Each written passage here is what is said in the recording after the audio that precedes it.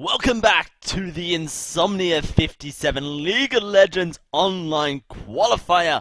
And it's time for our grand finals. Renegades Banditos will be taking on Grow Up Gaming in a best-of-3 series to determine who will win our prize.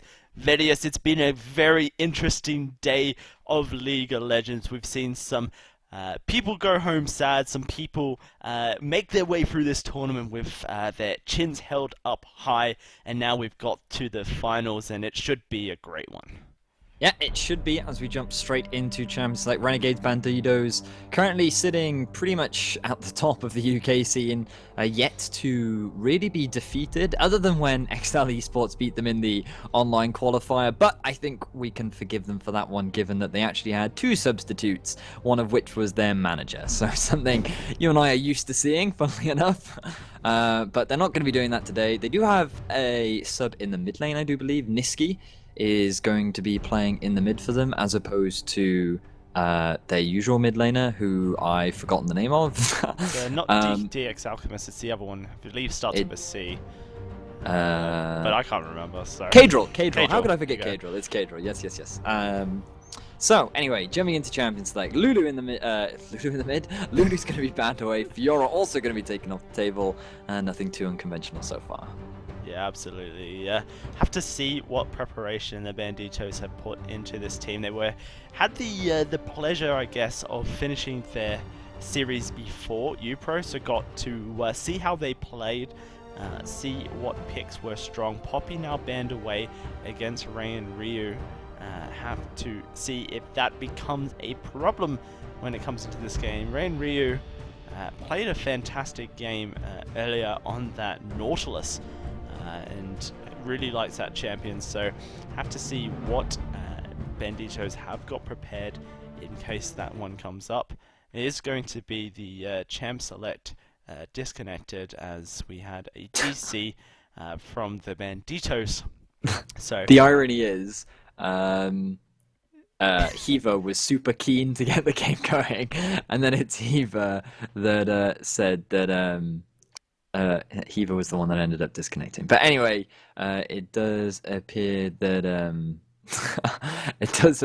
one of the players wasn't actually ready or there on the side of Renegades, so the game was started a little bit prematurely. But that does give us an opportunity to talk a little bit more about the teams.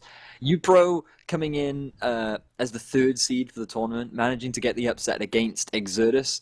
A few server issues occurred, but still very dominant performance from them, and they have made it all the way to the finals to go up against the Renegade Banditos. And this is a team working their way towards making it in the challenger scene. They've been around for quite a long time. Portuguese team that have been growing for the last few last few months, I think, was the last time we saw them, and they're looking to demonstrate that they can compete at the top level, and being able to take a couple games off of this Renegades Banditos squad could be a good indicator of where they stand in relation to other prospective challenger teams. So pretty important game for the uPro team, and we also have to remember that the winner of this will receive some BYOC tickets for the Insomnia event that will be happening on the 25th to the 28th of March. So if you don't have any tickets yet, if you're not competing in this tournament, I'm afraid you won't have an opportunity to win any, but you can still buy some, and I'm sure there'll be some links in the Twitch chat that you can check out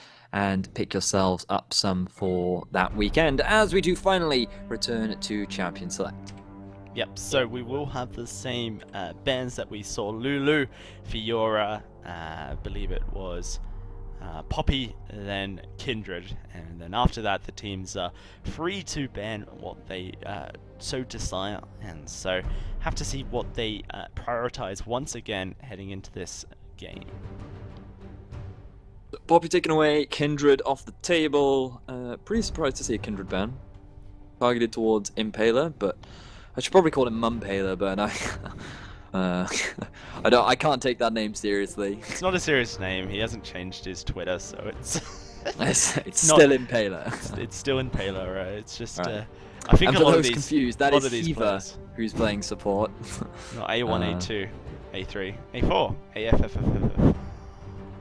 Yeah, that's Hiva. Not sure why he decided to go with that name, but That's apparently his. I guess that's his nickname in his home country. I don't know. Rek'Sai going to be taken off the table alongside Kalista, so the strong bottom lane presence of Kalista going to be taken away. Early game presence of the Rek'Sai also scales relatively well.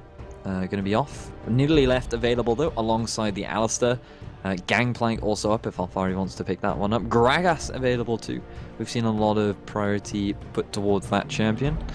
And yeah, it should be still plenty of power picks left available for both these teams. Yeah, absolutely. The power picks are plentiful. Have to see what they do decide to prioritize. Captain Alfari, a fantastic top laner, one of the scariest really in the UK at the moment, and would love to get his hands on maybe a power pick.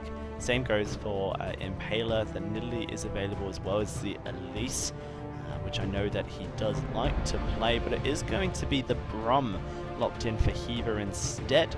Does make sense since Brum is such an instrumental champion, able to set up so much for their team.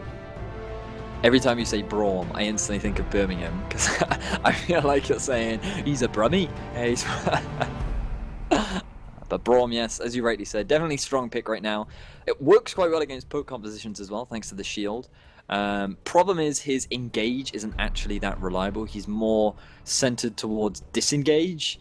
And that works obviously very well against compositions that are very much about getting in your face. But when you have a Corki and when you have a Nidalee, they typically want to keep their distance. They want to try and poke you down and not really force any hard team fights. So Braum, interesting to see how it'll be worked or incorporated into this composition. But it is primarily for peel and disengage. So into this poke comp, I don't think it'll be as effective as something like the Alistar would be. Yeah, absolutely. It's going to be Nidalee locked in for number one once again. Was very instrumental on that champion in the second game of the series of the semi-finals against Exertus Esports. Corki picked up. Not quite sure if that's going to go to the mid lane for Cho Pew Pew. It's where I'd expect it to be. I guess it could go bot lane for Johnny the King, but we'll have to find out.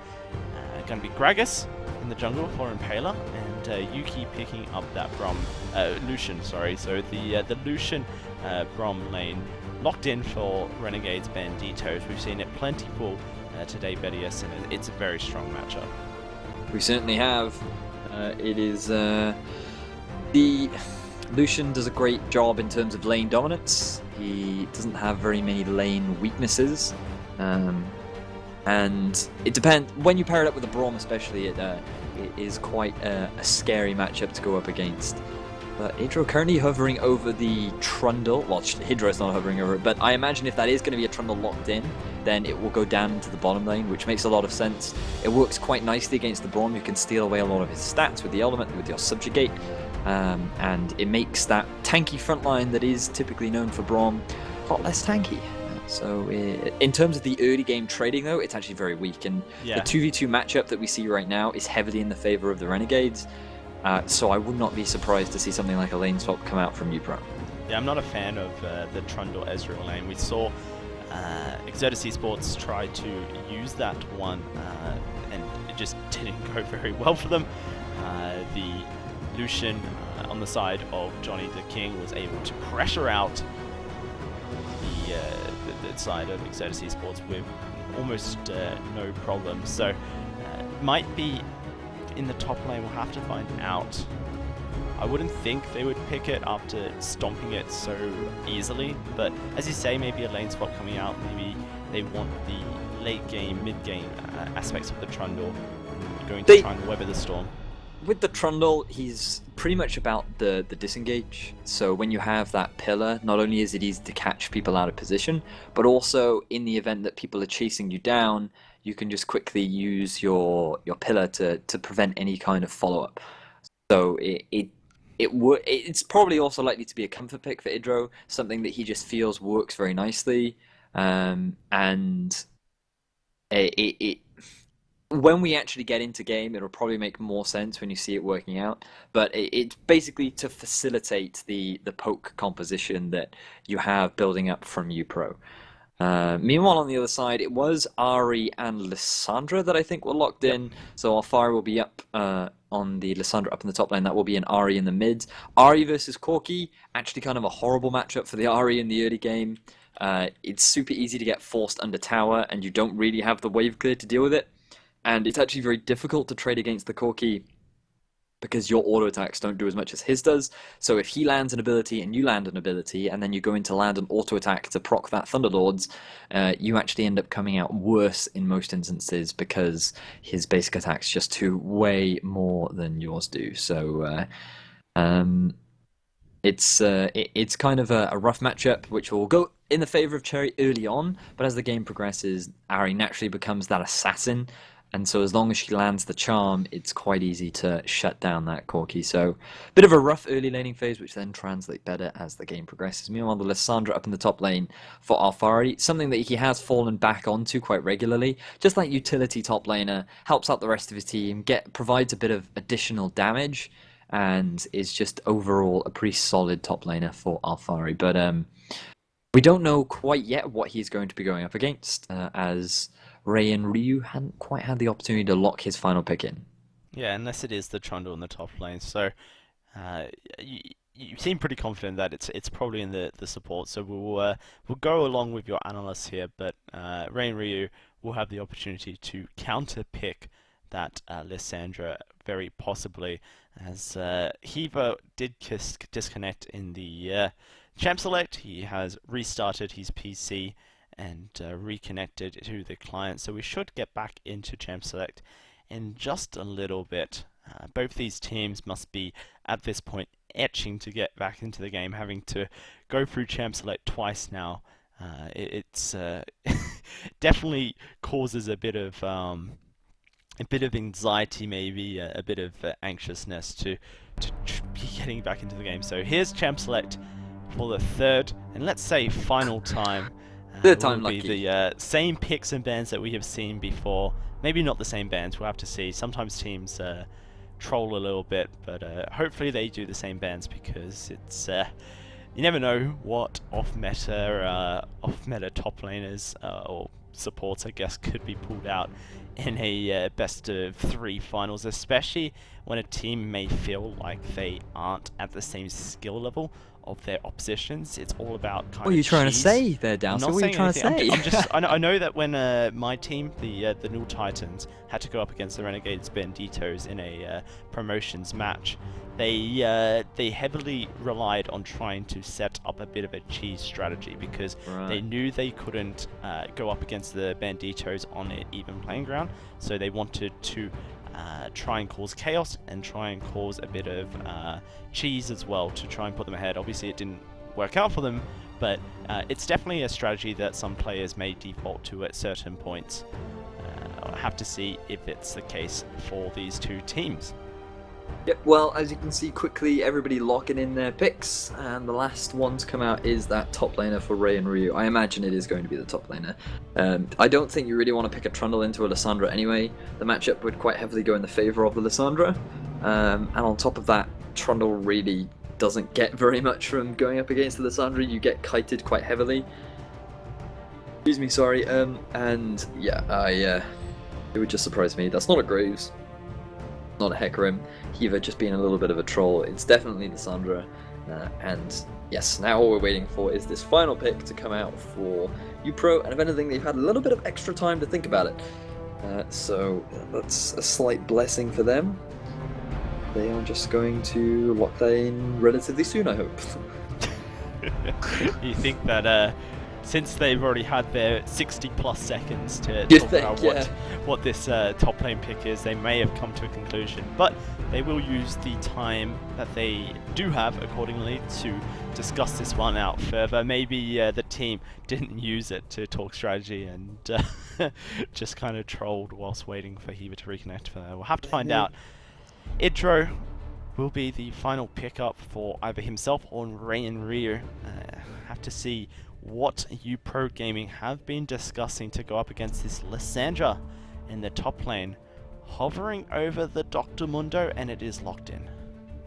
So Mundo is actually very good against these AP top laners in particular because he naturally synergizes very well with Brutes Visage, which is a great item to rush early on against obviously a heavy magic damage team. And not only that, it's very difficult to burst a Mundo down with the amount of sustain that he has. He gets so much health regeneration that even if Alphari drops his full combo down, it's unlikely that he would have the burst to really instantly kill him. So it's quite a good matchup. In the early game, you will struggle. The poke coming out from Lissandra is pretty ruthless, and not only that, your own abilities on Mundo cost you health. So it can be pretty punishing. But once he's completed a little bit of health, once he's completed that cloak, I forget the name of, he should be fine. That matchup should quite heavily go in the favor of the Mundo. But looking across both the overall team compositions, to me, it speaks that Renegades looking for mid-game team fights. They hit pretty big spikes around that time, and they have quite a mobile composition, so they could use it to set up for picks as well. They do have quite a lot of pick potential, which they can then use to get themselves an objective, but they also work very well in these team fights, so pretty well-rounded.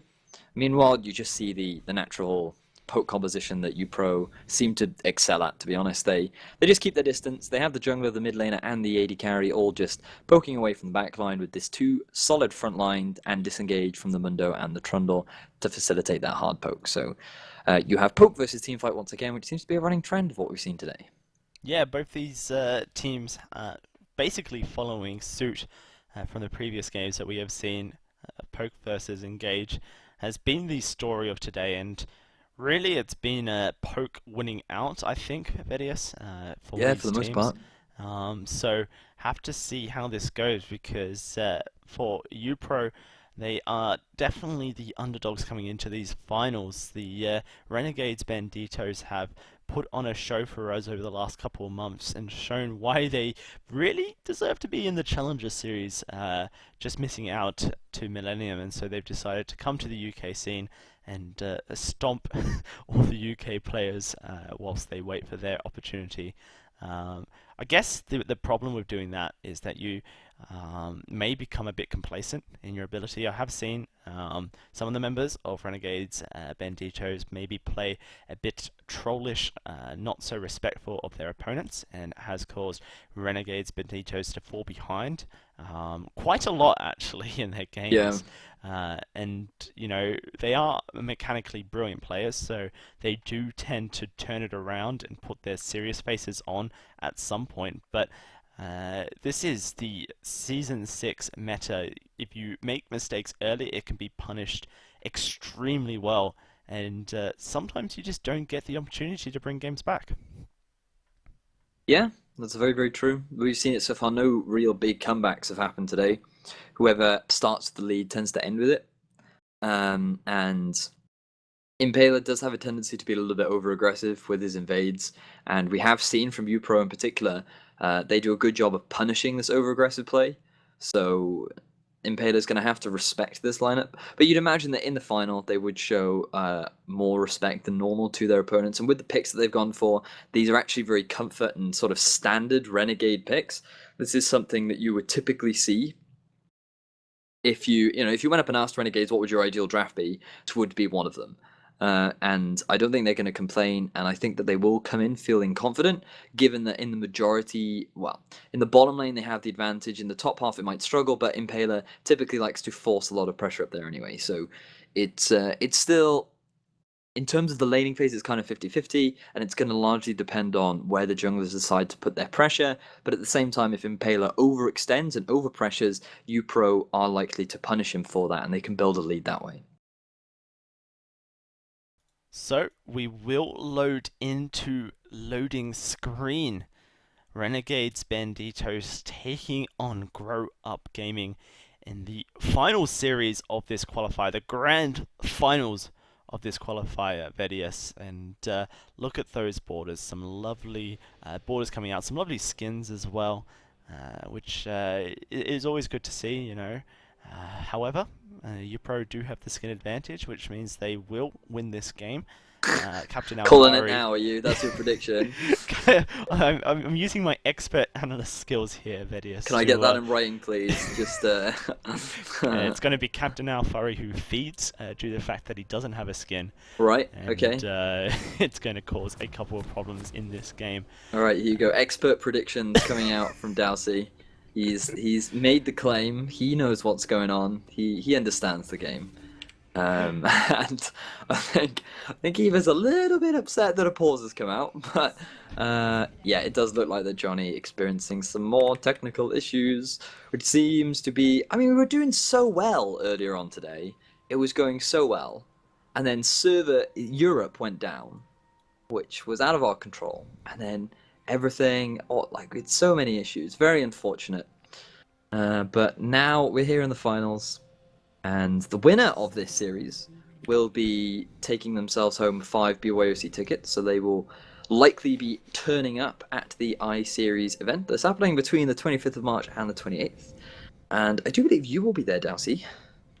I actually won't be there, unfortunately. You won't be there? Not able to attend this time, but my co-caster in crime over from the Null Desert True will be heading up some of the games, and we'll have Excoundrel and Sona as well, Dr. Sona. So a great lineup of players to bring the Insomnia hype to your screens. Unless you're there live, then you can view it all happening live.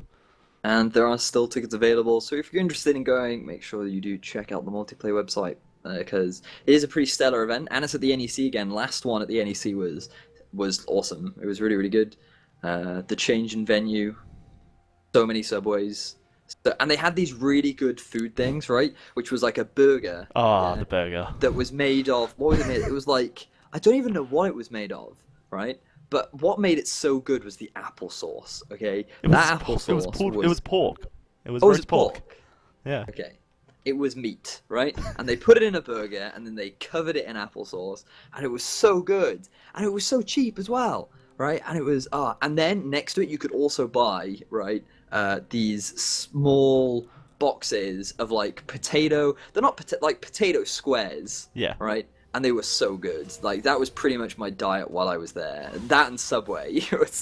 It was a great weekend. I thoroughly enjoyed it and would recommend it.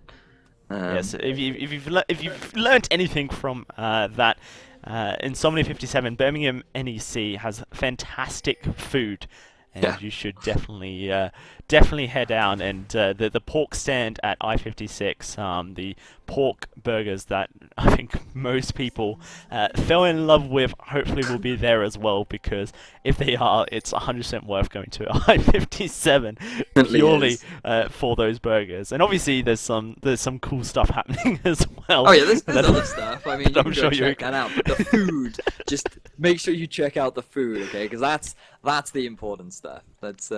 Let's just make sure that everyone's aware of that. Oh yeah, okay, you can take your PC, you can play games, you can participate in a bunch of tournaments. There's also some cool meet and greet stuff, and there's a bunch of great stuff to do, but the food is really where it's all at. That's the key. So now that we've got that established, let us quickly return. Hang on a sec. We're returning to the game to realize that nothing is happening very early on into the game. 1.5 minutes in, everybody doing pretty standard stuff. Player I want to keep my eyes on is number 1. He has been given this niddly once again. Looks like Renegades decided not to ban it away. And that could be a mistake, given how talented number 1 appears to be on this champion. But Impaler, definitely familiar with the champion himself, so perhaps he will be able to read some of number 1's movements and respond accordingly. We'll have to see. But I do think that this game could very well be a battle of the junglers. Yeah, absolutely. Impaler's been so instrumental for his team, setting up some dominance, invading into the jungle, and just trying to be that force. Heaver taking a lot of damage actually there. We'll use the health pots and the targets to try and heal up. They go for the level 2 power spike. Does miss the Winter's Bite, however, so Johnny the King will feel comfortable in the fact that he didn't take as much damage as he could have. They have a lot of confident players on uPro. They have Johnny the King, and they have number 1. Cherry Pew Pew. Cherry pew pew. He's confident that he'll land those pew pews. You know what I mean? Yep. You know, it takes a lot of courage to say with conviction, "I will pew pew my opponents." Well, he's pew-pewed with lasers Victors, he's pew-pewed with Ziggs bombs, and now he's here on this Corki to pew-pew once more. The missiles coming out, and he's controlling this lane quite nicely against the substitute for Renegades Banditos, the Niski in the mid lane on the Ahri. Pushing it up, feels fairly comfortable in this matchup in the early game. Might change a bit when Ahri does get Spirit Rush and is able to become that mobile assassin that we're familiar with. But at the moment, Cherry Pew Pew trying to control this lane, and actually we're going to see number one invading onto Impaler. In the bot lane though, Johnny the King takes a bit of damage. Idro as well. Here comes number one. Can he secure the kill? He goes onto Impaler, flashes forward, and Cherry Pew Pew is there. Oh. First blood goes over to Cherry Pew Pew. uPro putting down the pressure early and wants to lay down the law in this jungle. Number one on this, nearly taking out Impaler. And that was just really good. I really like that play from number one. He flashed immediately over the red to guarantee the spear, and because Impaler only had one direction to go in, he knew that he would land it. And on top of that, Cherry Pew Pew, the rotation coming down meant that they had enough damage between the two of them to secure themselves first blood. So really great start for number one. They didn't take the red buff, which surprises me, but they do have vision on it. Oh, as I said, the vision just disappeared. But still, great start. Blue buff as well, going on top of that Corki. So exactly how you want to be starting off these games. Yeah, absolutely, and that's why Cherry Pew Pew was trying to dominate the mid lane, push it up so much so that he could then rotate to help out with number one's invade. And number one wanting to prove he is the number one jungler in the tournament at the moment. And Impaler may feel like that title is his, but at the moment, number one with the assist on that play is dominating just a little bit. Have to see if uPro can turn that into some more advantages as this game goes forward. Yep, right now, Yuki being shoved under by this massive minion wave that is starting to accumulate. He still holds the CS advantage though, so that early level 2 that they were able to get has done them wonders in terms of the farm in this bottom lane, which is giving them quite a lot of control, but the same can be said in the mid lane after picking up that blue buff. Such a big advantage starting to grow for Cherry, and no mid laner likes to go up against their opponent when they have a blue buff this early on into the game, especially an Ahri who pretty much spends all of her mana clearing waves anyway, so very unfortunate for Niski. At the same time though, Yuki, he's going to put a bit of hurt down. Yeah, the concussive blows not proccing, however, stacked up to 3, but that was it. Idro and Johnny the King playing this lane very safely, a lot more safer than what we saw from Exertus when they tried it out. So a little bit of coordination from these laners from uPro. They seem to have been practicing, know their matchups well. I was a bit worried when I saw the Trundle picked up for uPro, but they seem to know what they're doing and haven't really allowed Yuki and A1 or Hiba to secure too many advantages so far. Only 15 CS roughly.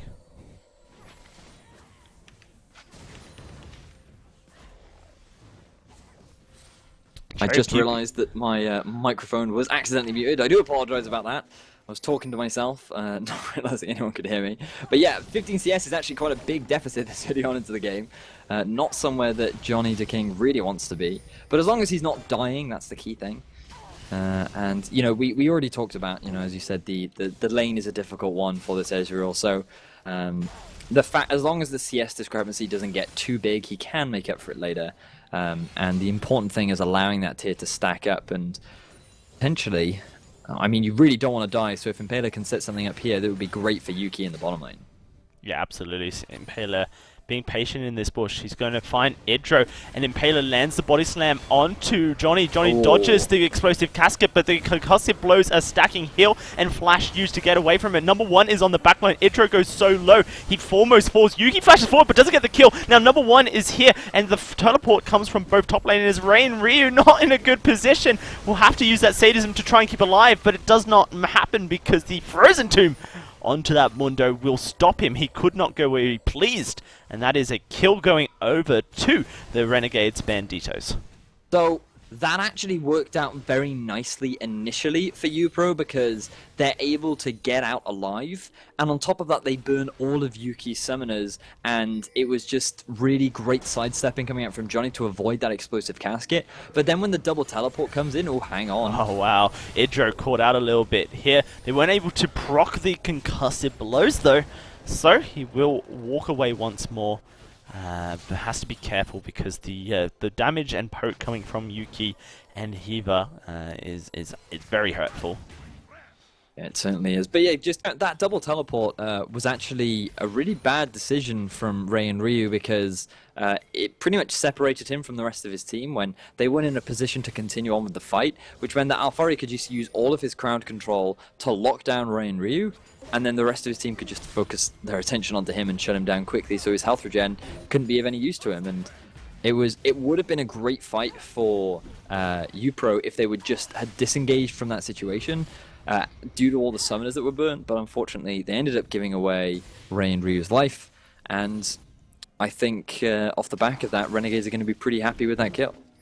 Yeah, absolutely. Ray and Ryu possibly should have teleported to the turret or not teleported at all. I feel like if he didn't teleport, then that would have just been the turret falling. So teleporting to the turret possibly a better call. But it's not all over. It's only just beginning really. 9 minutes into this game, we are 1 for 1, and gold lead is on the side of uPro still, with the CS advantage in the mid lane and the jungle ticking over just a little bit. Johnny the King has done a good job of keeping CS fairly even. Only 12 down at this moment, which may seem like a lot in, you know, certain it is a lot. matchups. It is a lot. I mean but Johnny the King is going to be scaling up into the late game on this Ezreal, so it's kind of like expected that he will fall behind quite early on. In the top lane, Charlie Pew Pew has joined Ray and Ryu, but Captain Alfari will go okay and walk away. Not quite sure what they were hoping to achieve there, but that will be that. Charlie Pew Pew takes a couple shots to his turret, misses out on CS in the mid lane, but he is above Niski at the moment, so maybe thought if he could make something happen, it was worth the time and effort. Well, that was a thing. Not sure I agree with it, but yeah, maybe Cherry just wanted to go for a walk, said hello to Ray and Ryu, and he was like, okay, how's it going? Ooh, actually goes in aggressive. Yeah, it goes aggressive and the charm misses. Here comes #1 from the side, going to cut off the escape from Niski. Oh, I say cut off. The escape is still possible, it just means he can't go under the turret. So Charlie Pew Pew able to put some damage on that turret. Impaler is around the side. Niski uses the Spirit Flush forward, and Charlie Pew Pew flashes into the minion waves, trying to dodge the charm, and he does. Charlie Pew Pew does fall though, as his little sidestepping into the minion wave just means he's not actually getting any further away from Niski and Impaler, and the kill goes over to Impaler in the end. Now Johnny the King in a little bit of trouble, as Hiva on the back end is putting pressure onto Johnny the King and iPro. The minions have pushed up. Hiva lands the Winter's Bite onto Johnny, but I think they'll just disengage this one now and be happy with the bit of poke they were able to achieve. So, yeah, that was, again, just a bit of a misplay from Cherry Pew Pew because, well, actually, it was also nice capitalization from Niski and Impaler because they knew that his W would be down. Speaking of down. Yeah, here's the bot lane. Coming downtown is #1. Misses the spear, however. And so they may just disengage that fight. Don't know how I was supposed to set you up with that. Like, where could you go with down? I'm sorry. That's alright. I feel like I did a nice job downtown. Yeah, it was pretty good. I was like, because I said down, and I'm thinking, oh, down in the bottom lane. I'm like, yeah, but that's hard. So I'm sorry about that. But in any case, Red Steel going to come out from #1. Well, he needs to be careful, though. Yeah, Cherry Pew Pew is on the back end, keeping Niski away, so he does actually manage to secure it. However, iPro has left lane, and whenever iPro leaves lane, this is when Johnny the King struggles a little bit. Has that Arcane Chef to try and keep safe, but we'll see if he's able to stay away from Hiva. Hiva is A1, A2, A3 for those who aren't aware. does have a interesting username at the moment, but is known as Heaver in the League of Legends world, so we will continue to call him such. Notice actually, the thing that's impressed me was the fact that Johnny the King actually maintained that consistent 12 CS difference. He uses the ultimate. Ooh, Arcane shifts away from the Glacial Fish. Idro does get locked up. Ooh, not quite locked up. Cherry Pew Pew, though, under the turret will Valkyrie away, but doesn't matter. Niski's got the kill. A nice flash body slam over the wall. Explosive casket to knock him away from the turret as well. And it's not going so well in the mid lane. Yuki now and trying to turret dive Johnny the King and Idro. Idro going extremely low. Yuki does pick up the kill. Here comes Captain Alfari from the backline. Frozen Tomb, and Heaver will pick up the kill with a Winter's Bite. A nice rotation onto the ward behind the turret by Captain Alfari, and a nice setup actually by Heaver as well. Really smart teleport play from Alfari. That is how you use it in this early game. A lot of teams will just sit on it and not try and make plays across the map because they're scared. They want to save it for these major objectives, but using it whenever it's available, especially in the early game, just sets up your laners so well if you can execute it properly, and that's exactly what Alfari did there. He realized that the flank ward was just an easy cleanup kill onto Johnny the King, and Renegades get themselves 2 kills in the bottom lane, straight up to outplaying, and just that fantastic use of the teleport. I'm kind of lost for words because that was just a really impressive teleport play. It's just something that we're not used to seeing here from the UK esports. You know, Captain Alfari has made a name for himself in this top lane. Is a player to look out for on your screens as Renegades Banditos surely will progress further into the ladder on the Challengers series. Cherry Pew Pew will get himself a blue buff. It's going to be Idro helping him out with that one. Number 1, just trying to farm up the jungle. He does have a 20 CS lead over Impaler at the moment, but I guess Impaler was likely to fall behind anyway on this Gragas. Has gone for the Cinderhulk as well, so not quite got the clear speed of maybe a Runic Echo jungler. He's also been putting a lot of importance on ganking Cherry Pew Pew in this mid lane. Certainly has, and the ganks have actually been working out phenomenally. The setup that has been coming out from Impaler has really been impactful. Now though, Ray and Rue is getting collapsed on. Yeah, and here comes the explosive casket, gets knocked back into the team. Mundo will try and walk out of this one. Glacial Fisher to keep it locked up. Body slam again, and it will be Impaler who picks up the kill. Now, have to see if Grow Up Gaming try to contest this turret. Johnny the King actually under the turret. Frozen Tomb. Captain Alfari going a little bit low here. Can Johnny the King pull this off? Mystic Shot will get the kill, but it's returned by Captain Alfari. Spells being traded back and forth.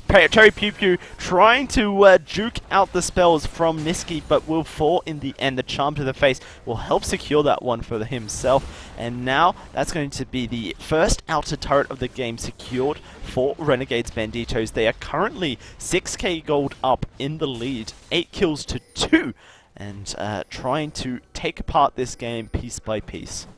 So it's pretty much Renegades winning all over the map at this point. What they do is they rotate Yuki and Heaver up to secure themselves the top lane turret. They keep Alfari down in the bottom lane. There's Niski. He's taking a lot of damage. Yeah, it doesn't have the Spirit Rush available. Will flash over the wall, and that will be all she wrote. So, yeah, just looking back at what Renegades have done, they get themselves a kill onto Mundo up in the top lane. Alfari gets a solo kill down into the bottom lane when even diving a tower.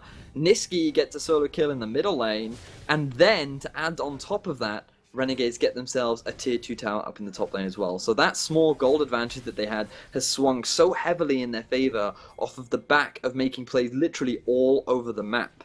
And off the back of this, I find it very difficult for uPro to really come back into the game. Yes, they have a lot of poke, but Renegades just are not afraid to force fights. They will just collapse on you, they will force dives, and they're so confident in setting up these plays, and the way in which they do it is just brilliant, to be honest. They're just so clean in their execution.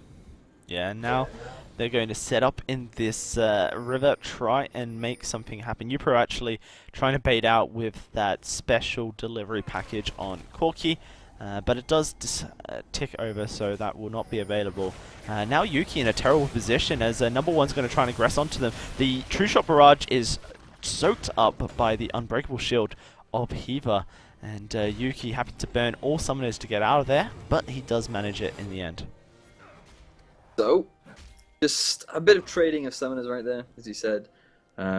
Dragon's still not taken at 17, just coming up to 18 minutes in the game, so neither team really putting that much priority on that objective. And I wouldn't be surprised to see uPro starting to group up relatively soon, so they can start using their poke competition the way it's supposed to be used. You can see the damage coming down on Deniski. When you have 3 members of Ezreal, Corki, and Nidalee, they're just going to stand underneath these towers, they're just going to poke you out, force you away from the objective, and they're going to secure that tower for themselves. If you stick around, then you're going to get dived and you're going to lose your life. But with this Baron empowered or Rift Herald empowered wave, it could be difficult for uPro to try and set anything up. Yeah, the wave clear does come out from Cherry Pew Pew, so they will prevent that one coming through. The Rip Herald empowered minions don't have the additional health like Baron empowered minions, they just have that extra damage, so it's slightly easier to take them out. Now, Hiva in a bit of a problem, because the Glacial Fissure will keep him alive for just a little bit, and it looks like he may survive, but the sadism from uPro ticking on him, but uPro does end up falling, and so does Cherry Pew Pew. Captain Afari locks him up with the Glacial Frozen Tomb.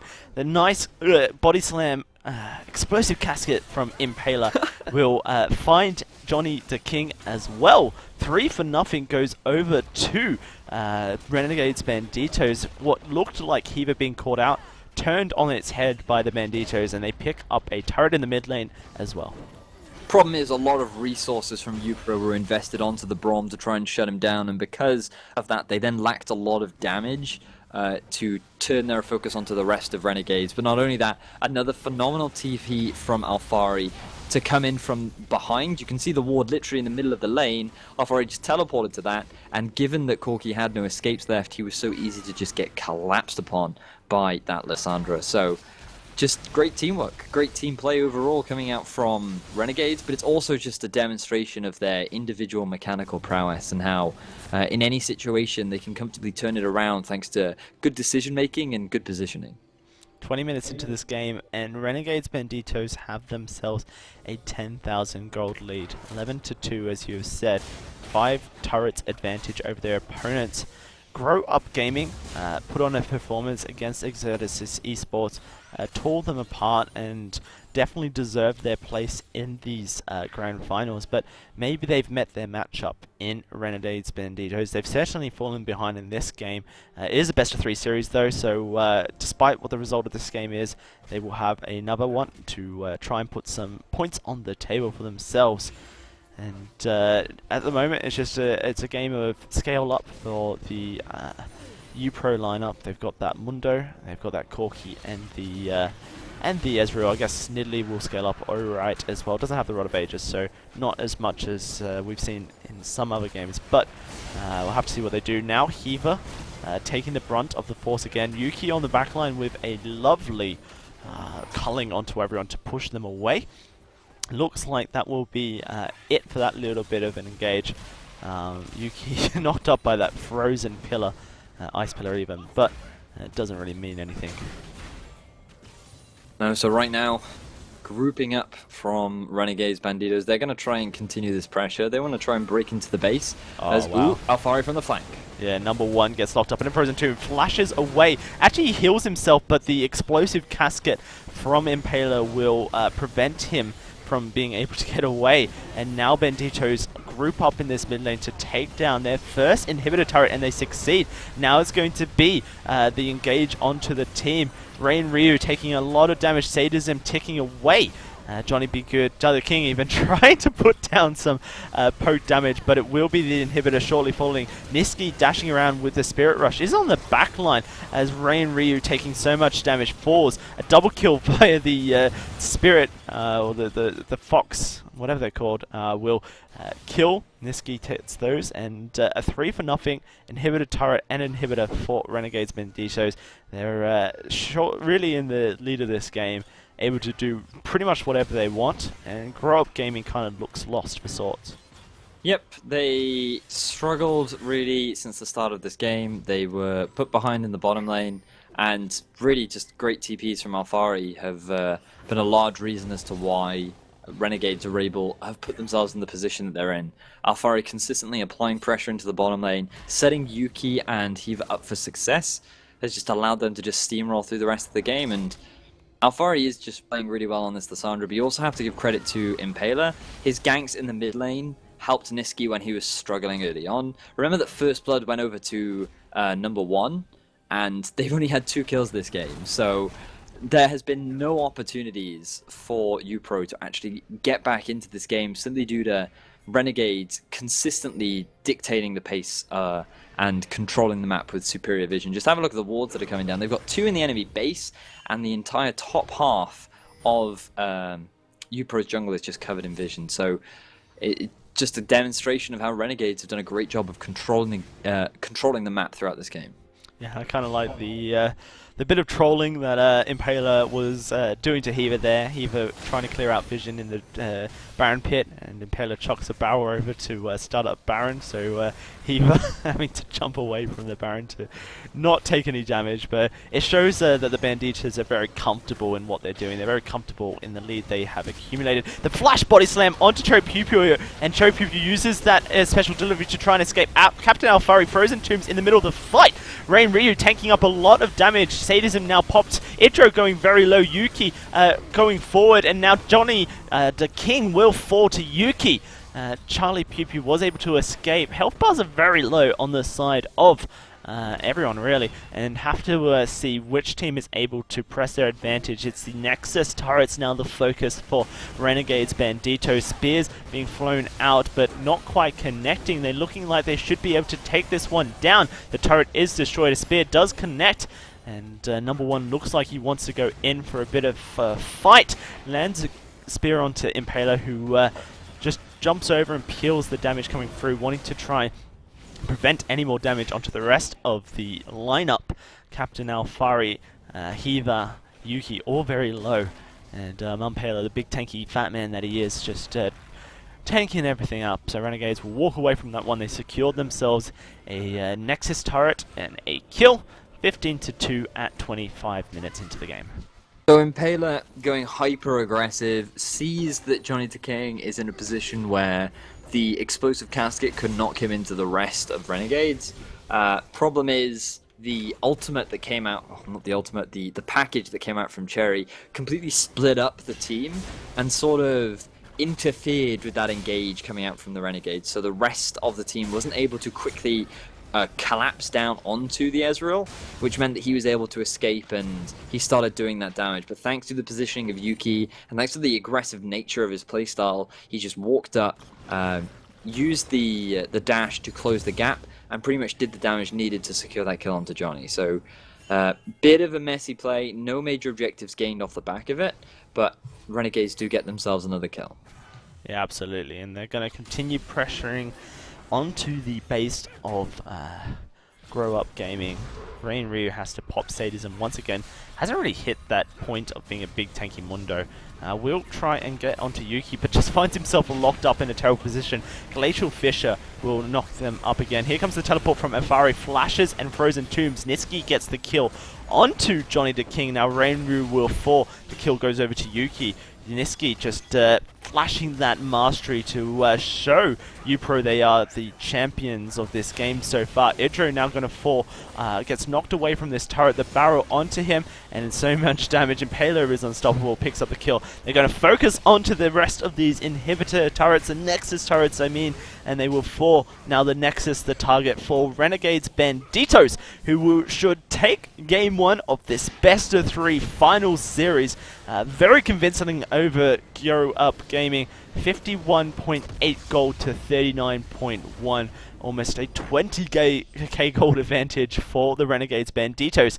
And have to see if Grow Up Gaming are able to pull anything out of their sleeves heading into the second game of this series.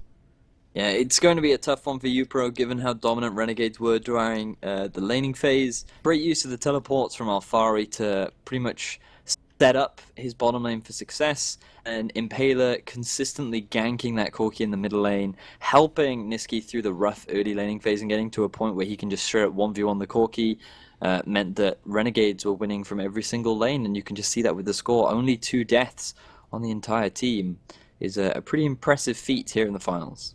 Yeah, absolutely.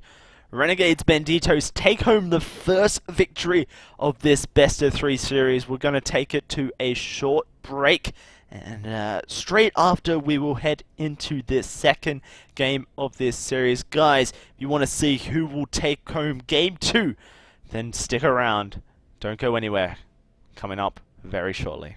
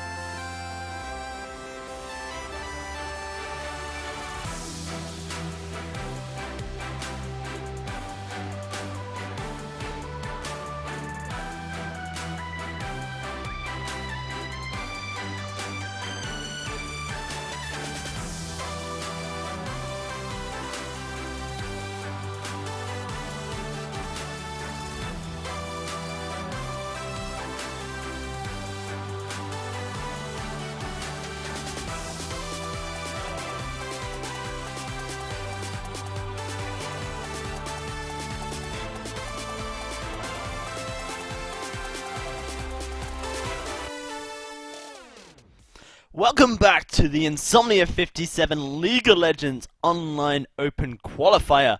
We're into the grand finals between Renegades, Banditos, and Grow Up Gaming. Renegades, Banditos were able to take an extremely convincing Game 1 against Grow Up Gaming, able to just squeeze out all that Grow Up Gaming really had in that game, and now will be attempting to take Game 2 to secure themselves those bring your own computer tickets to the Insomnia 57 tournament happening on the 25th to the 28th of March at Birmingham NEC. My name, of course, is Darcy. Joining me once more is Vedius. And what did you feel that matchup was? Obviously Banditos dominated, but what was like the reasons they really they dominated that game, Andy? It was mostly the teleport plays coming out from Alfari, as combined that with the pressure that was coming out from Impaler in the middle lane, because Alfari was basically setting up the bottom lane, while Impaler was setting up the middle lane. And once both those lanes could hold their own, then Impaler and Alfari could be free to roam around and set up for opportunities wherever across the map, and they knew that their damage dealers would have the damage necessary to take them to success. So they were pretty confident in making those aggressive dives. Sometimes it didn't work out, but in the end it ended up working out beautifully, as they obviously ended up the game in about 25 minutes. Yeah, absolutely. They completely dominated the game, as you said. The teleport plays from Captain Alfari, able to set up the team for success. Get Yuki so far ahead on that Lucian. Also, Impaler on that Gragas with the many ganks to the mid lane, just shutting Cherry Pew Pew out of this game.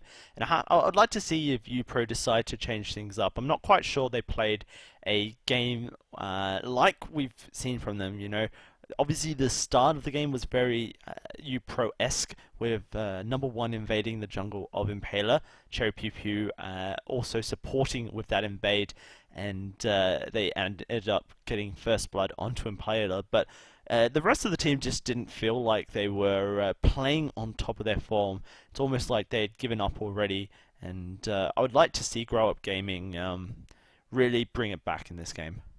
Well, they definitely have the ability to. They had a rough game 1 against Exodus, and they were able to bring that back in game 2 into a very commanding game 3. So perhaps they're looking to do the same once more. But only time will tell, as we should be jumping into Champion Select relatively soon. We're simply just waiting for Hiva to ready up. And once again, the guy that is the most keen tends to be the one that is always late to the party. But nevertheless, I'm sure he should be ready relatively soon. And yeah, it's pretty much do or die right now for uPro. They can be pretty pleased with themselves for making it to the finals. But when you're going up against a team like Renegades, Banditos, you really do have to bring out all the stops. And it's been a long day. Obviously, they had a pretty stressful and exhausting game against Exodus, so perhaps that's weighing on their minds. And there are many factors that could contribute to somewhat of an underperformance from what we're used to seeing from them in the first game. Yeah, I know it's definitely playing on my mind, Vedius, that the server going down was very unfortunate. Sometimes it happens. This is what happens when you play online. Unfortunately, is you are a victim of the hands of Riot and their servers, which historically in the US haven't been the best. But we won't go into semantics because it's all sorted out now. Just waiting on Hiva to ready up, and once he does, he'll be getting into Champion Select. I'd like to know what Grow Up Gaming are going to maybe change up in this drafting stage. The bands that they may decide to take on. If they're going to change up their strategy at all. I'm not really sure there's any picks that Renegades Banditos picked up that were kind of like super influential in them securing this game. They're very standard. Lucian was a good one, but like there's so many others. Like Cogmore was available. Yeah, but it's the fact that Yuki is a very good Lucian player, but not only that, he was given a free lane anyway. It was just made a lot worse for uPro by the fact that Lissandra kept going for these teleport flanks in. So it was. I don't think they should give away that Lucian once again. So it's. Yeah, I think that the Lucian Braum combo specifically, as I was saying in the last Champion Select, that was pretty much a composition that is one of Renegade's ideals. If you ask them, hey, if you could have any composition, what would it be? That composition that they had last game would be somewhere on the list. So that's not, typically you don't want to be giving that to a team like Renegades.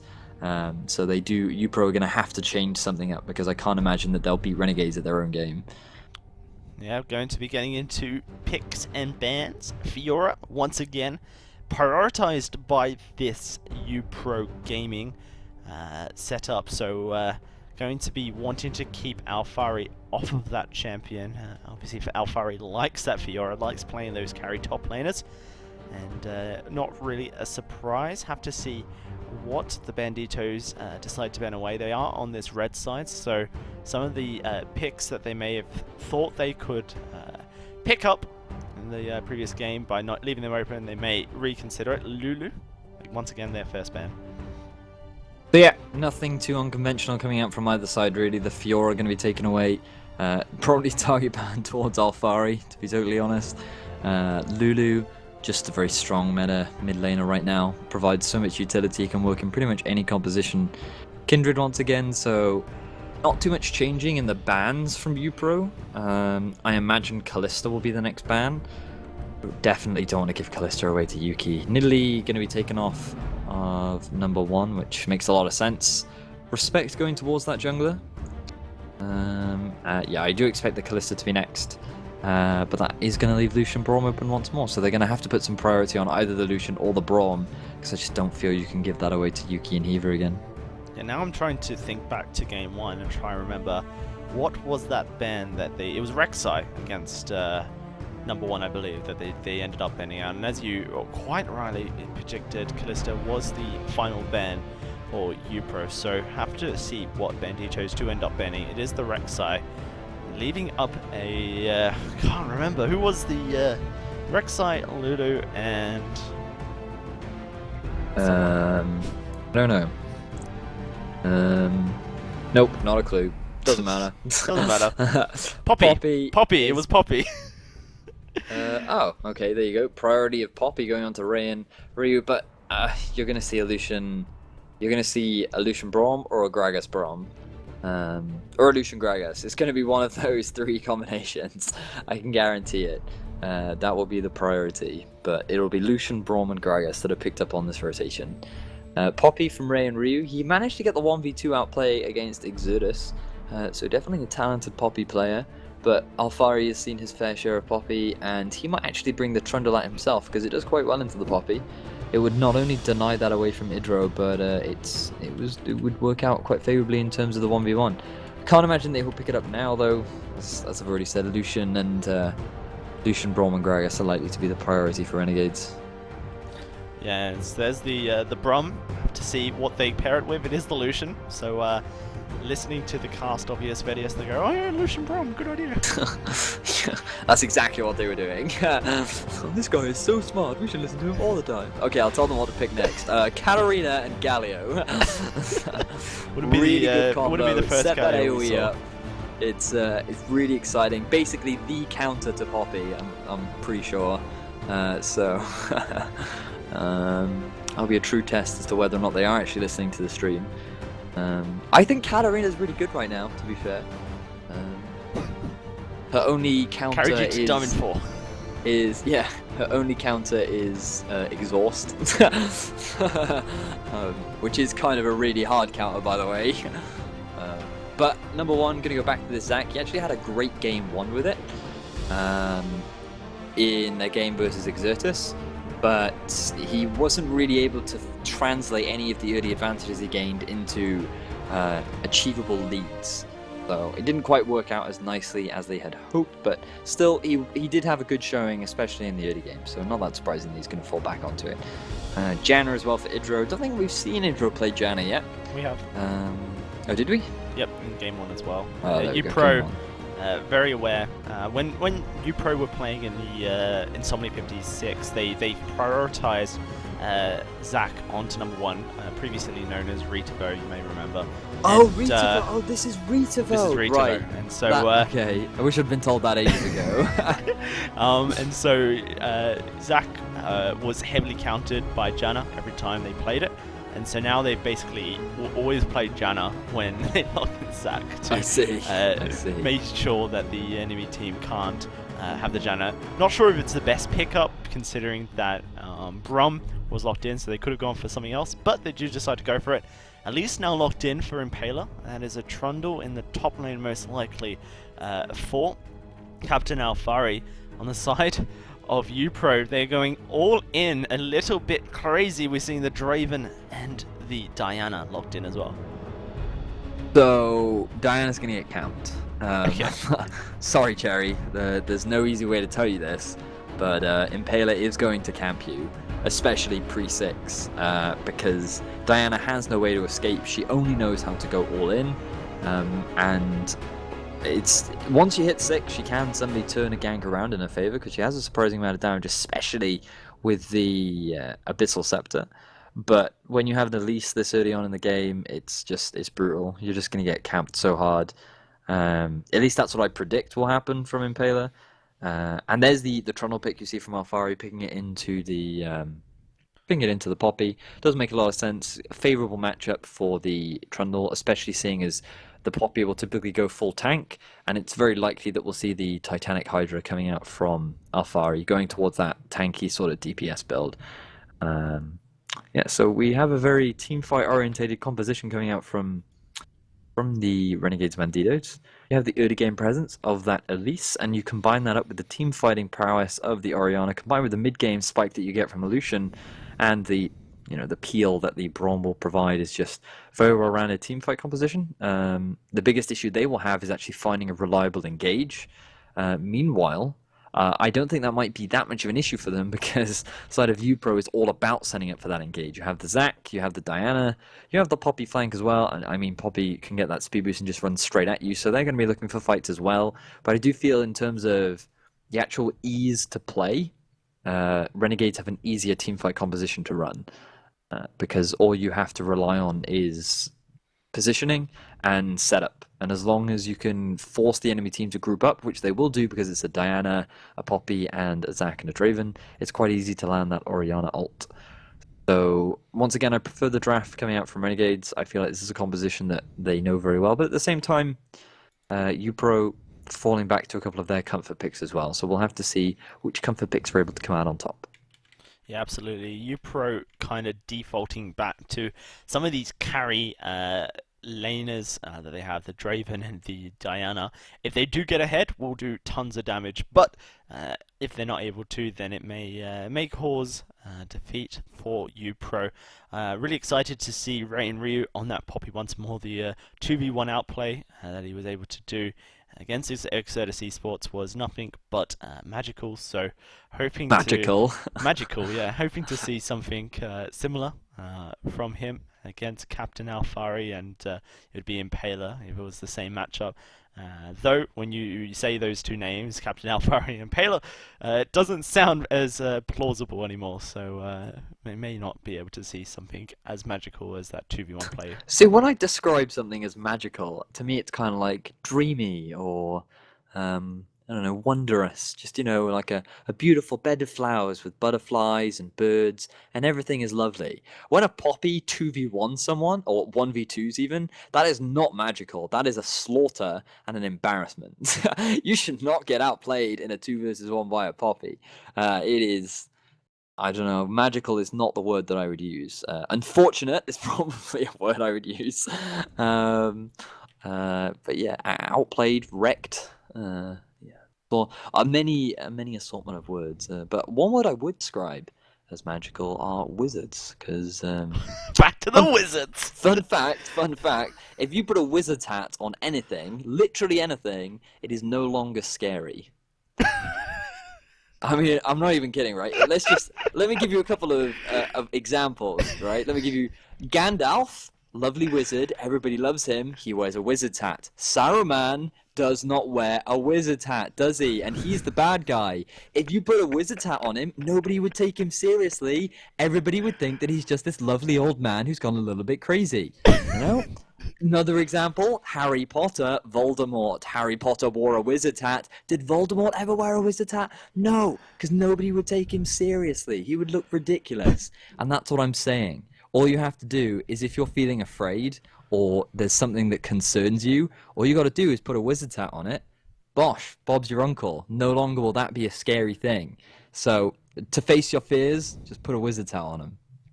There you go. Life advice from Vedius, guys. There, go out and buy your wizard's hat at www.vedius.com. That is not a true website, but it will be. Guys, the brackets are on your screen. This is how these teams have made it here so far. Renegades Banditos will take on uPro Gaming. Game 2 of our best of 3 series, not 5. Almost lied to your faces there. The winner of this game, or the winners of this series, will take home the 5 Bring Your Own tickets to Insomnia 57 at the NEC in Birmingham on the 25th to 28th of March. uPro have to win this game if they want to stay in this series. The Banditos, if they win it, they have made it. So all on the line here, Vedius. Certainly is. This could be, as you said, the game or the final game of the day. It has been quite a long day. Started casting at around 12:30, I do believe, and it has just turned 7 p.m. So that is what, about 6.5 hours? 6.5 hours of casting, and you know we've been going strong. But Ray and Ryu, he might not be, as he takes a lot of damage from Alfari. Yeah, so much damage from Alfari. Has to chug through those corrupting potions, of course. We'll be able to refill them, so not too much harm done there. But you know, the mental aspect of having your ass handed to you at level 1 may be a bit too much for Ray and Ryu. We'll have to see. Trundle's really vicious at level 1 because a lot of people don't realize, I didn't actually realize this for the longest time, but his Q, his chomp, actually steals away your opponent's attack damage, which makes it very difficult to trade back. Because so you're sitting there, you're in a slap contest with this Trundle at level 1, and you're wondering why you don't do any damage, and that's because he's literally stealing your attack damage. So he typically always comes out ahead in the very early trades, and that's sometimes why, or that's why people have said the Fiora versus Trundle matchup can quite heavily snowball in Trundle's favor if he goes for a very early trade, because there's literally just no way that the Fiora can trade back. So you can force Fiora out of lane very early on, and you can build up an advantage before she has an opportunity to get those big items and turn things around. Yeah, so the lane swap actually coming out of Renegades Banditos want to secure themselves a bit of an advantage, and both of Yuki and Heba trying to take that blue buff, actually trying to find number 1 and Rain Ryu in that jungle, but Rain Ryu and number 1 spotting the bot lane from Renegades via a ward. Change their plan, go to the Wolf Smite it away, so the Wolf Spirit will also spot out Banditos trying to steal away the blue buff, and it means that Renegades will walk away from that one. So nice bit of adaptation coming out of the side of uPro, not getting caught out by this potential lane swap. Have to see how practiced they are when it comes to taking down this turret and, you know, getting the wave to bounce back in their favor. Should be able to do it. Looks like they've set up nicely so far for it. Yeah, they should be able to get this tower relatively quickly. You can see now with the big minion wave, as well as Zac rotating rounds, they're going to get the 4-man shove onto the tower. But the difference between the two teams is that Renegades are going to get a 3-buff start, because Braum very early on rotated down into uPro's half of the jungle, spotted out to see whether or not uPro was starting at the blue. They weren't, so they know that they can just secure themselves some vision, pick themselves up an easy blue, and you can see that right now. Impala just stealing away the top half of the jungle, while this 3-man squad of Renegades picks up the tower. So you're keeping farm on your jungler, you're still keeping him relevant in terms of experience, and you're still able to take away the tower. But uPro are doing exactly the same thing on the other side of the map, and it should be a pretty even lane swap for both teams. Yeah, wasn't quite able to get the lane to bounce perfectly in his favour, so Relativo may be a bit pushed back, but it actually looks like Captain Alfari has done even a worse job of doing so. So that lane will be very pushed up for the Banditos. So, in fact, despite the advantages that I guess the Renegades Banditos got via the jungle, Rain Ryu would actually be very happy with the bounce he got. So uPro not going to fall victim to the lane swap 100%, though it has secured 200 gold for Banditos. And Banditos, once they get a bit of a chunk of a gold, they like to turn into a lot of a chunk of a gold. So have to see if they can multiply that 200 gold. Yeah, they want to take a bit of a chunk of a gold and turn it into a lot of a chunk. Like, I feel like you're not accurately quantifying a chunk here, Dalsy. Over in Australia, Vidius, a chunk is a chunk, okay?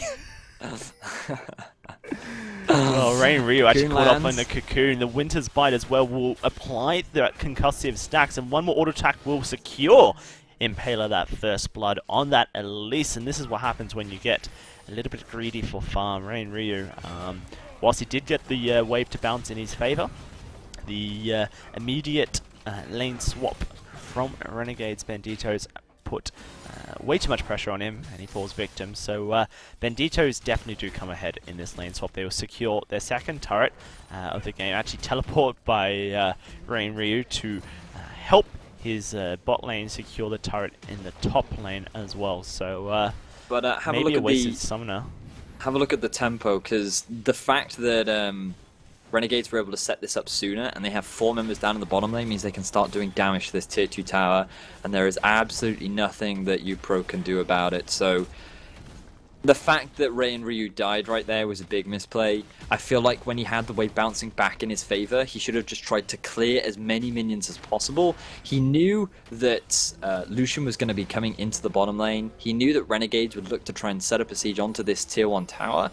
So he should have just picked up as much farm as he could, make the wave as small as possible, and that was going to buy enough time for uPro to then take the tower up in the top side, and both towers should have been taken about the same time, and then Rain Ryu could have just disengaged away from the tower. Instead, he sticks around the tower, he gets dived upon, gives away a free kill, and ends up losing 2 towers off the back of that. So after a single misplay from Rain Ryu, Renegades have been able to accumulate a very substantial goal lead, and this is where experience really comes into this. And I just feel like Renegades have had more of an opportunity to understand and take advantage of these lane swaps. Yeah, almost 2,000 gold in the advantage via that lane swap, and the turret advantage for the Banditos going to put them in a fantastic position to try and secure this game for themselves. And for Grow Up Gaming, it's not really the start you would want. You want to try and get yourself onto a good start, and they're going to attempt to keep it caught out in the enemy jungle just a bit, and everyone is engaging onto a teleport coming from Captain Alfari onto a ward, and he will come through on this Trundle. Idro going to take a lot of damage. The shockwave is dodged by the flash from Idro. Maybe missed as well by Niski. So teleport wasted there by Captain Alfari, but the Banditos will look to try and turn this into a turret mid lane, and then they will pick that up. Number one, not wanting to all-in engage there, so jumping to the side. It looked a bit funny, but since well, recently they changed it so you can't cancel abilities like Elastic Slingshot and like Vi's Vault Breaker with a recall anymore, so kind of have to commit to them once you've started to channel it up. Very diplomatic with how you feel the ability was. I personally would have said he missed the ultimate, because Janna was long gone by the time he pressed the button, but Alfari and Impaler looking to collapse onto Rain Ryu, gonna miss the cocoon. It might not matter though. I have to see if they decide to chase this one down. That cocoon will be up in just a little. Flash forward by Captain Alfari. The cocoon, 2 seconds to go. Impaler will try and land it. There it is. He does, but they don't want to actually do the dive. So they will dodge back. A bit of a chase for no gain. Just flash burnt really for Captain Alfari. In fact, it goes negatively for the Banditos. It does, so things not working out. So, well, I say things not working out. They're currently sitting on a 2,500 gold lead. They've secured all outer towers, 4 towers to 2 in favour of the Renegades right now. And it's simply a matter of what do we do next if you are the Renegades. And Dragon could be an objective that you look to contest. The Rift Herald also helps with setting up the sieges, but N1, he needs to be careful. Yeah, teleport not available for Rain Ryu. I guess Cherry Pew Pew does have it on that Diana, so would be able to help out if things went, I guess, successfully for number 1. I guess he just wanted to push Captain Alfari and Impaler off this top lane, try and secure some farm for his team. So based on the build path that Cherry's taking, that suggests to me that he's working towards the split push Diana. You typically don't want to go for a Nash's Tooth if you're going to be team fighting a lot. As number 1, he's going in for a dive. Yeah, spotted out by Ward. Now Heaver dodging all of the knockups on that Let's Bounce, as well as the Howling Gale from Idro. So we'll walk away from that one very easily. Champion Mastery being taunted by Nisk as a Cocoon does land on Rainru.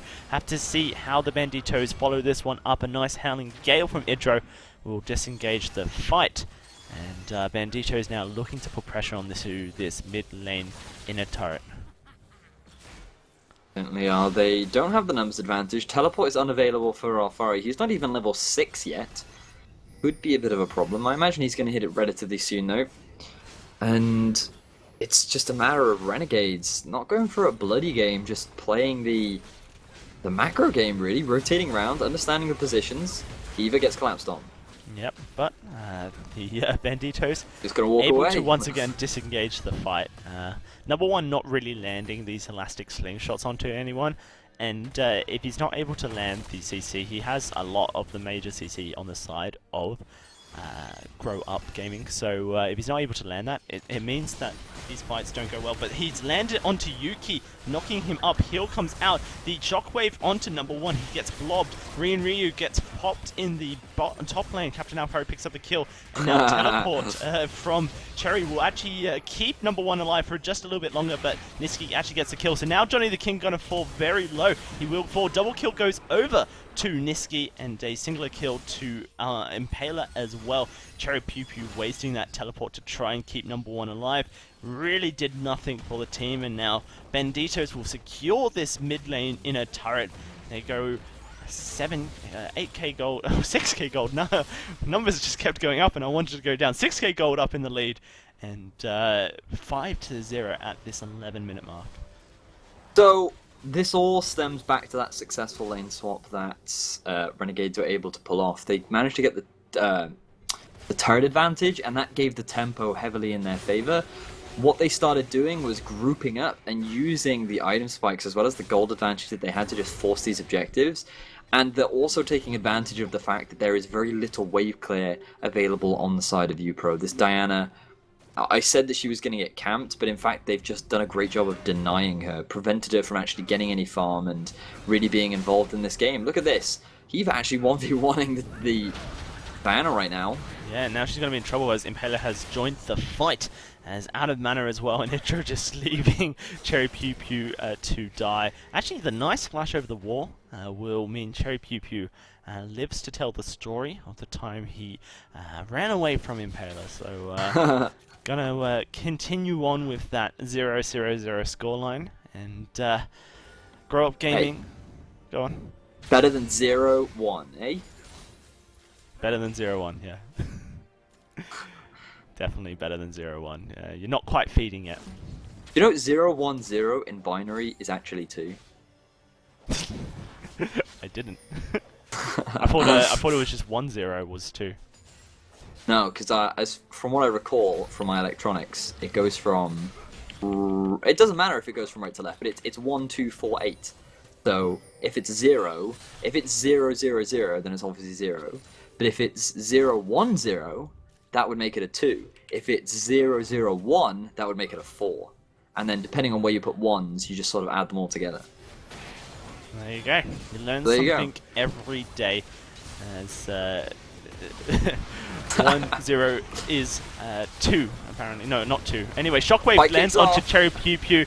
Rain Ryu going low. Actually, Heaver going low as well. Yuki gets the kill onto Cherry Pew Pew, so he is now feeding 0-1 and 0. Banditos will take down, or wait for their minions, try and take this down. Impaler flashing over the wall, and everyone follows up, but it may have been a bit of a bait, but the rest of the team going very low. Ryu, can you survive the shield, keeping him alive for just now? Number one, what are you doing? He jumps onto Impaler and falls. Not the greatest of elastic slingshots, so that will secure the turret for the Banditos, and they may be able to even push on to try and pick up a inhibitor as well.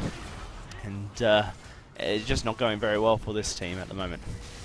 It's just a really impressive macro game, to be totally honest with you. The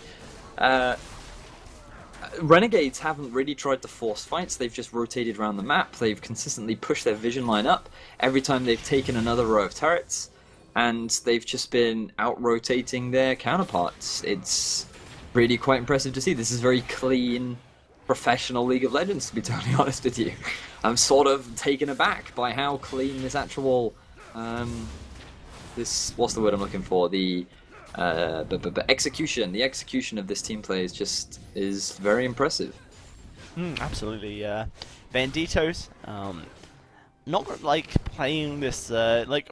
From what I've seen, when Banditos go for a major stomp, it's usually all the team just playing a bit of a uncoordinated team comp, just on their favorite champions and dominating in each lane. But this is what happens when Banditos actually form a team composition that fits the meta. They go 7-0 at 15 minutes, have a 8k gold lead over their opponents, and take down an inhibitor at 14 minutes into the game. It's quite scary to think that this team is this good. Yep, and they certainly stepped up from the game before, and you have to bring into question though, is this uPro making mistakes that Renegades are capitalizing on, or is this Renegades actually just manipulating the minion waves and controlling the vision well enough that allows them to make these sort of plays, without properly going back over it and doing some in-depth analysis? It's hard to say, but you still have to give credit to the Renegades for making this sort of play. It is, as I said earlier, very clean League of Legends. Not scrappy, not messy. They're playing around the objectives. They are using these minion waves to their advantage, and watch that. All they need to do now is allow Alpha to split push in the top lane, super minions in the mid, and they just siege up in the bot. And there's such little congestion that, Shockwave. Yeah, number one going to fall the Monsoon to heal him up. That ZZ Rock Portal allowing them to continuously push onto this bot lane inhibitor turret, as Captain Alfari does take the outer top lane turret, and Niski just playing a bit aggressive, trying to poke down with that command attack. The minion wave rejoins the turret. This should fall very shortly for Renegades, and Johnny the King and Cherry Pew Pew taking a lot of damage from that culling. Glacial Fissure flashed away. Cherry Pew Pew does get stunned up, and the command attack almost gets the kill. Heal coming out from Johnny the King will prevent that one. Inhibitor does fall. Number one by himself. All by myself as he falls. And Baylor will pick that kill up with a cheeky smite. Now Johnny the King in a bad position. Can he heal up the Ignite? I think he will. Cherry Pew Pew actually now, not where are you going? He's going to try and escape Impaler, but he will fall as Niski gets a kill onto everyone, it just seems. That's only Ray and Ryu alive, and he's 1v1ing Niski underneath the Nexus. The turrets have fallen. It is 17 minutes into this game. They're going to go for Ray and Ryu, but he's a little bit too tanky to be killed under this turret. And Renegades Banditos are your Insomnia 57 open online qualifier winners. They will take home those bring your own computers to the Insomnia 57 event, and we will be seeing them at the tournament, and they'll be looking to dominate like they have done in this online qualifier. Certainly will. Very clean performance in that final game, 11-0 in kills. That was pretty much a perfect game. Yeah, they gave up towers in the lane swap, but other than that, that was crisp, perfect. I mean, I'd like to say more, but there was very little to critique from Renegades. They just executed the map perfectly. They got the tempo from taking that. I mean, it really stemmed from the fact that Ray and Ryu made that mistake of overstaying in the bottom lane. He should have cleared more of the minions out, and he shouldn't have given away his life. But because of that, Renegades gained so much tempo, and it just dictated the pace of the rest of the game. They grouped up. They realized that there was no wave clear available on Diana. Every hard engage that came out from Zac, there was just no follow-up. There was nothing that uPro could do, and they just slowly got, I say slowly got bled out. This game is over in 17 minutes and 48 seconds. It felt like a long game, but it was actually less than 20 minutes. uPro weren't even able to surrender. Just very impressive stuff from the Renegades. Yeah, absolutely. The Renegades will win this tournament. As you say, very impressive stuff. And they'll be heading to Insomnia 57 on the 25th to the 28th of March at the Birmingham NEC Arena. Guys, tickets are still on sale. If you do want to head down to Insomnia Gaming Festival, then make sure you go and secure yourself one of those tickets, whether it be a day visitor, weekend ticket, or maybe you want to bring your own computer as well. You can do so. Maybe sit next to the Renegades if you're lucky as well. But that will be all she wrote. Thank you guys very much for watching, and we hope you have enjoyed it.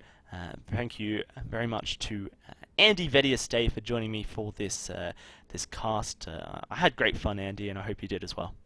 Yeah, it was definitely entertaining. I hope people learned a lot of stuff about binary wizard's hats and how to play some good League of Legends. Absolutely, guys. My name is Joshua Dowsey. On behalf of everyone here at Multiplay, we wish you well on the Rift. Thank you very much for watching, and have a great day.